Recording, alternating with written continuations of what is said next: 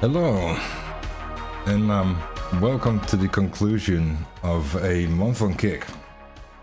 It's a bit different than what I usually stream, but today we'll go over the pros and cons of the platform and address the big question: is Kick, from a technical standpoint, a better platform or a good platform for that matter?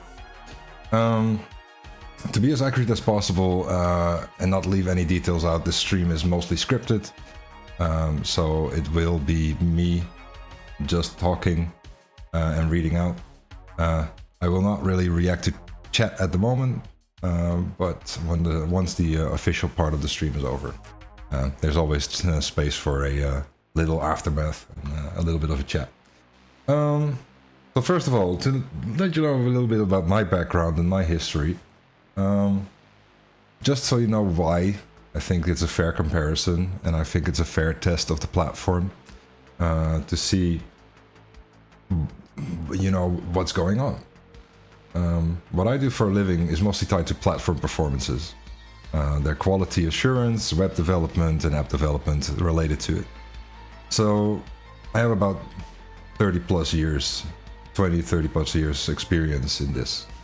I kind of know what I'm talking about and where I'm coming from. I'm a part-time streamer, so I do this as a hobby. I do it to share my art, my love of gaming, but also my interest in technology. Not just about Twitch, but the bots and OBS and all the technology that is involved with it. I like sharing these experiences and talking about them and showing people what you can do with them. So I don't expect to make a living off of this, but I am always welcoming the opportunity of growth, just like everybody else.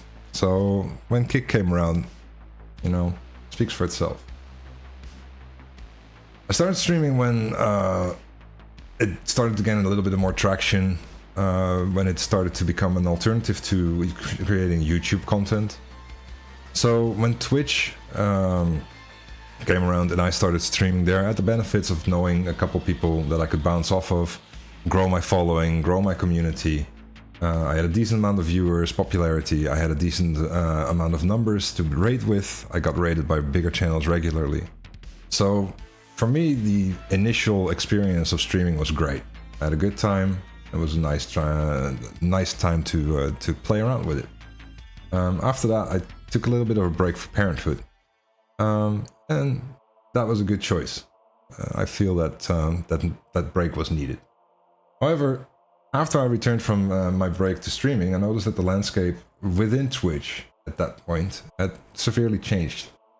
I still had my most loyal followers, most people that still stuck around on my Discord, and I still talk to them even now today. There's most of them even followed me here to Kick to try this month out.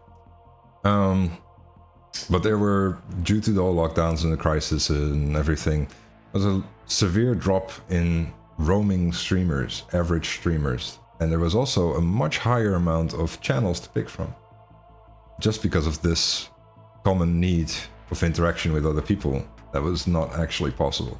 So streaming became the mainstream thing, and I basically had to start from scratch and get back where I am basically right now.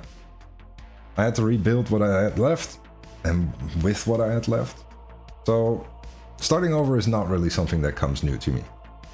Started over on YouTube twice, maybe even 3 times if you count the time when I was actually taking a break.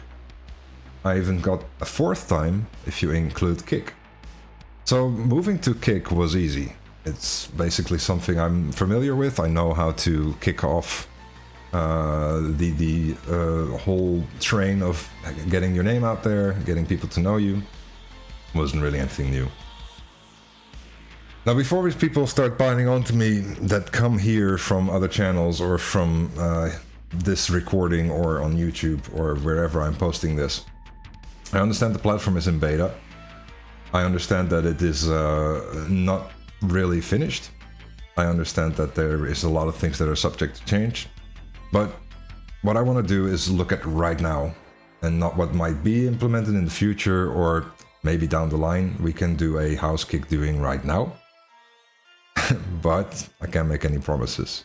The most important thing I wanted to figure out, all the big talk about Kick being the better platform, Is that really true?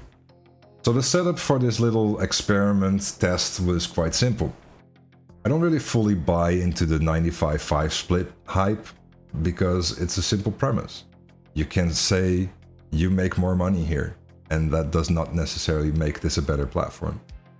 So to test if Kick could actually do what they claimed, and test the capabilities of the platform, prove or dispel the hype surrounding it, I set up a formula with a couple of simple research points. Is Kick providing a good service and a good experience for the streamers?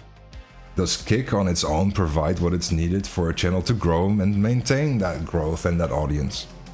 And does Kick provide viewers with a fun and engaging platform they are willing to spend time with? And in addition to these points, I set up a couple of following setups. I did not join any new streamer communities outside the ones I already knew. Most people that start out streaming new tend to stick to the people that they already follow and already know, and so I did the same. I felt this would give a fair variety of channels that I could pick from the people that I got to know through the channels that I already knew. And this was true. The streamers I did meet that were not out of that specific set of people that I actually started out with would be in the same boat as me. They would be new streamers or streamers that are trying to get somewhere. I also did not participate in any share your link type engagement for posts more than once or twice. The reason for this is because I wanted to see the whole follow for follow culture as we know it from Twitch now being implemented into Kick. Does that actually work? Is there actually a better community surrounding Kick, and do these posts actually do anything for your channel or your community? So the couple times that I did use them, I wanted to just see what was going on. I did shorts on YouTube and TikTok, but mainly to generate more followers overall. So I did not specify Kick, or I did not specify Twitch or YouTube or any other platform. I just mentioned I streamed and that my links would be available on my profile. And the main reason why I did that part was because I wanted to make sure that I follow sort of a curriculum that most people these days follow. They make YouTube shorts, they make TikToks, they try to grow their audience through there and get those people to join here. It's a very simple concept, and it's actually recommended to do because it will get you more traction at some point. I also did not behave any different than what I normally do. Now, this is a very important point for me to state, because I want to make sure that the people that followed me in the time that I was here for the past month don't feel like I was insincere. I did really like their content, I did really like their channels, I did really like interacting with them, and they have been all very nice people. Which brings me to the next point. The streamers. Basically, these are your colleagues or co-workers, or as some others see it, your competition. I wasn't really interested in people that already made it big. XQC, Big E, some other people that are related to either Kick or Stake or any of the other people that are running around here. They already have the numbers, they have the viewers, they have all the engagement they need to make this platform work for them. They don't need any assistance. They have people following them around, even if they go to any other website. So what I was looking for was the middle and lower end of streamers. So the bulk of the platform. Basically everybody else. So everybody that I met, every streamer that I interacted with, was kind, they were welcoming, and most of all they were supportive of others. On Twitch there's always a feeling of competition between streamers, and I did not feel that as much on Kick. So Kick is definitely home to streamers that at least seem to know what they're doing. They seem to know how to make content, try to make things look as decent as possible, and are welcome and engaging to their viewers. Even the smaller and newer channels I found seem to have some air of quality around them. Where on Twitch it's easy to run into several streamers at a time that have no clue what they're doing. And that's no judgment on them, but that's just how the platform is. More newbie streamers are present on Twitch. However, because everybody does know kind of what to do and how to make content here, the selection of the games that I've seen most people play and the content that they make is fairly similar. Most seem to play one of the more popular games, which left me with a hard time deciding, despite knowing if the streamer was fun and engaging, which flavor of the same I would send the host to. As a result, some of the viewers I spoke to also felt that the content was less tolerable, fun, or engaging. So for certain streamers this might be heaven, a place where you can hang out and network with fellow streamers in the same category, the same type of games. Hop on a game or two and hang out together and play. But if you're looking to make something a little bit more unique and content that might be a bit more out there, say things like I do, art, or just mess around with technology, or play games that are fucking old, there's no real community to specifically do that here. So there's no necessary reason for picking Kick over any other platform to stream it. Now the viewers I can't say much about, and there's a very good reason for that. Even though I gained 41 followers over the span of a month, I only spoke 2 of viewers outside of my regulars. However, those that I did meet on my stream as well as on the other people's streams were friendly, engaging folks and would usually give you a follow. It led me to believe that followers on Kick are only here for their favorite streamers that migrated here. They come here specifically for those channels and have no real interest in finding new streamers, or at least rarely go out to search for one. On top of that, most viewers here are streamers themselves. So they either stream, they're either getting ready to stream or just off of stream, or they're hanging out in chat with their buddies who they network with and who's streaming at that time. So basically the average amount of roaming viewers on Kick is quite low, which means as a small channel, starting channel, you have just as much luck to find viewers here as you do anywhere else. Now from a streamer experience side of things, I have a lot of things to talk about. Because as a streamer I rely a lot on the tools on the platform that I use. So it's important that these tools are easy to understand and work as intended. I felt that Kick was severely lacking in this. For example, changing your stream title alone does not work. Every time you want to change your stream title, you will have to change your category as well. Or at least fill it in, even if that was not necessary. There's also no native way to manage, edit, download your VODs. They recently implemented a way to download clips, but there's still no functionality for VODs. If you want to make short form content for them, from them, you have to download some somehow. But there is only what I found a third-party tool that feels kind of hacky. And even in a beta, I expect something as simple as just being able to download your work to be present. The tag system also isn't fully functional yet. Categories are missing, and tags are missing. You can't fill out your own tags or suggest any categories within the system. You have to go through support in order to have your tags added, or your categories.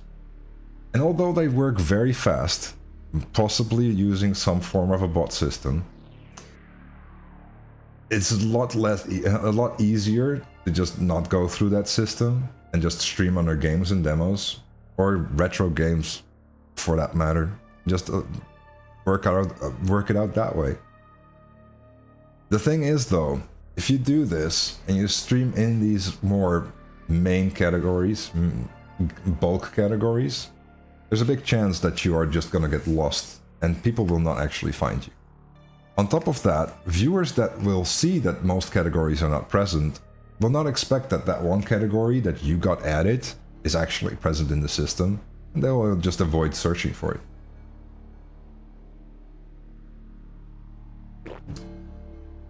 My personal viewing experience, however, wasn't that bad, but it was far from ideal. To list a few issues I had complete platform disconnection, sudden video quality drops, audio desync, chat messages not going through, and streamers suddenly showing offline for no apparent reason, other than even though they were still live.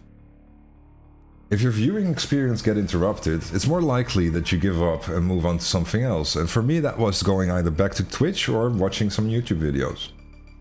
Using the site when it did work seems fine, but just nothing special about it. It looks okay, but it honestly feels like a poorly copied version of Twitch. Which I understand from sources is exactly what it is. The site is apparently built on leaked Twitch platform code. However, there's no confirmation of this, so I have no way to back this up. Some feedback from viewers made the experience sound even worse though.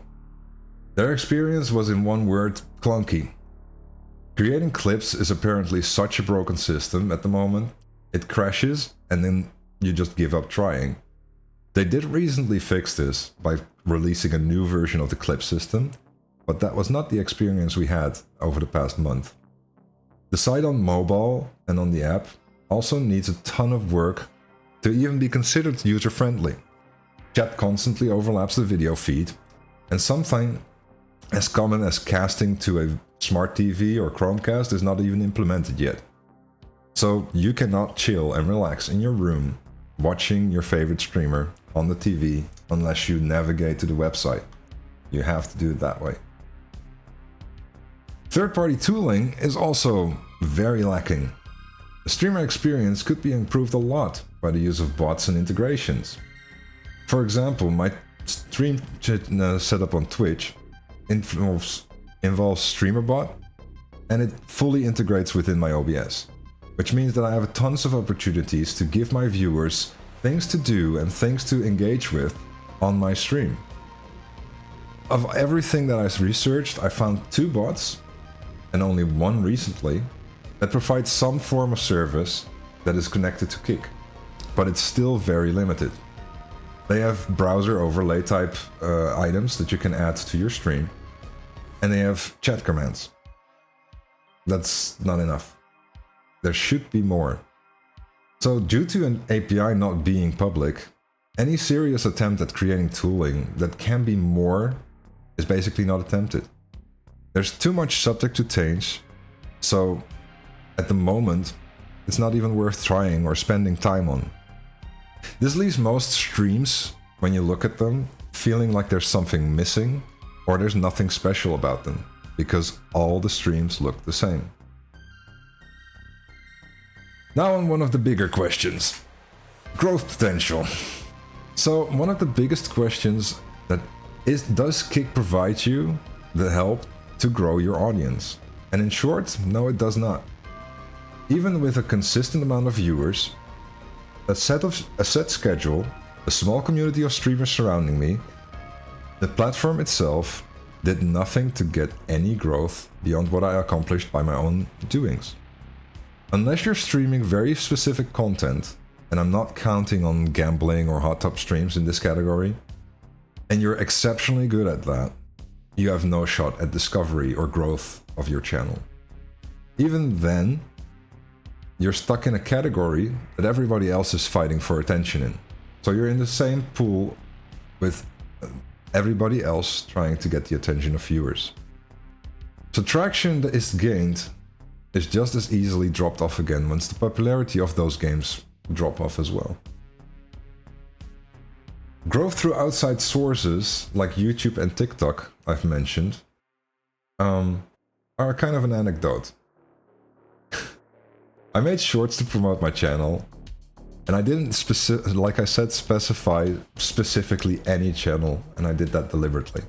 I wanted to see if the followers that I gained would be on Twitch, Kick, but ironically, I got more followers on YouTube and TikTok. Didn't really add anything to this research, but I did want to kind of talk about it. Onto Twitter as an outside source, it's not doing any favors. The most things you see there are either success stories or follow for follow type posts kicking up a storm. People are trying to get engagement and followers themselves by either providing other people's with followers, gifted subs, communities, etc. Although there's some genuine good folk out there, most of these don't work, and you just end up being a vehicle for their success. Initially, while you're a flavor of the week and they use you for their positive image and engagement, you are the bomb and you're all that matters. However, once you get your affiliate goal, they're gone and you're just left up, you know, running the show with whoever might be left over. Now about the money. The big better subs movement. Although the subscription model of 95.5 sounds nice on paper, in the end, it might do more damage than good. Let me explain why I kept a close eye on some channels that did make affiliate. A few channels found the experience so abysmal, they decided to uproot and just go back to Twitch. Several channels now reporting, once the initial hype died down, the drop in subs left them with equal or less than they made on Twitch. And some have even put so much into Kick to try and make it big here a second time around, or just making it here full time, are now in financial ruin and considering quitting streaming or even selling their rig.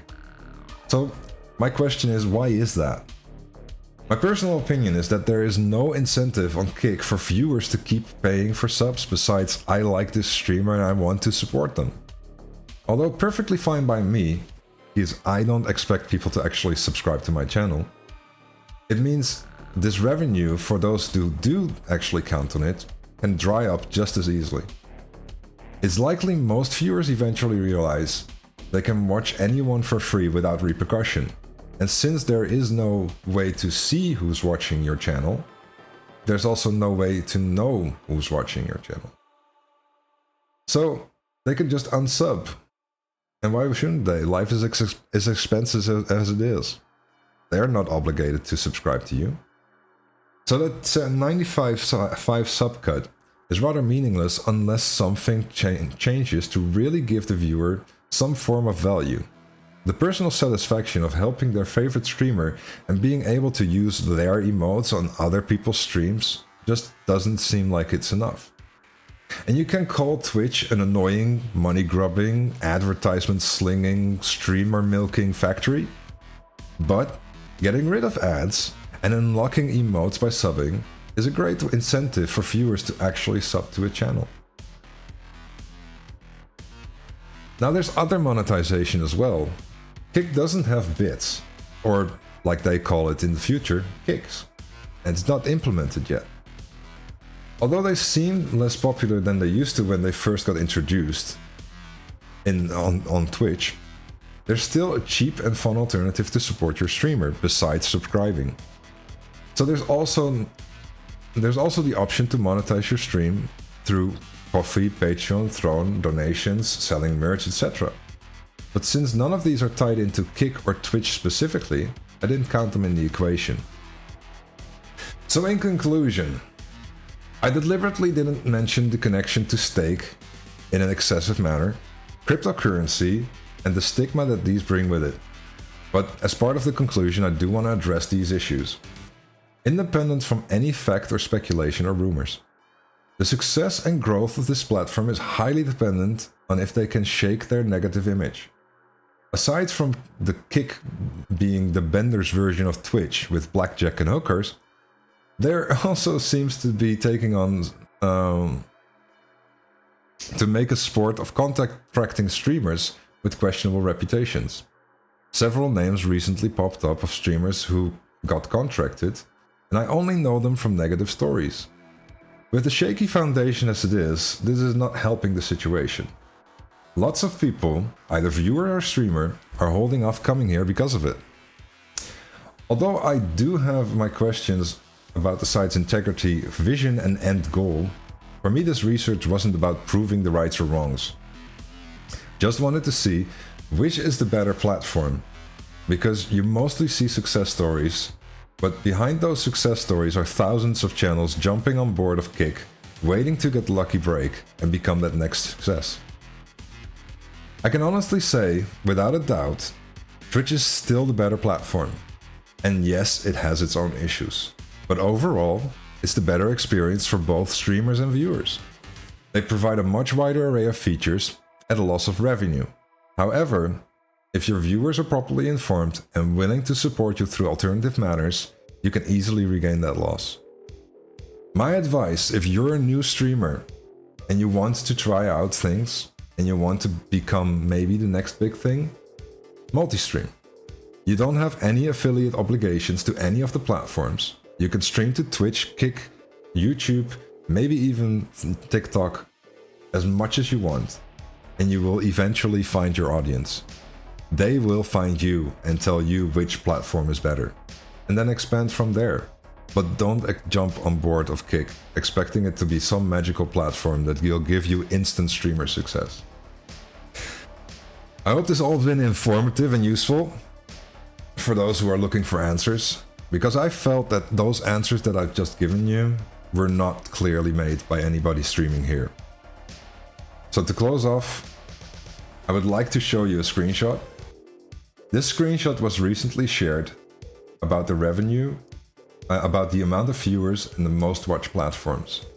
Although Kick is growing in a massive rate, the other platforms are all slightly dropping, which means that yes, there is an influx of viewers, but the influx is negatable to how many viewers there already are on the platforms. Kick will have a long way to go before they are the second or maybe even third platform. So, with that said, I leave you all for tonight. Thank you very much, and see you next time. Probably on Twitch.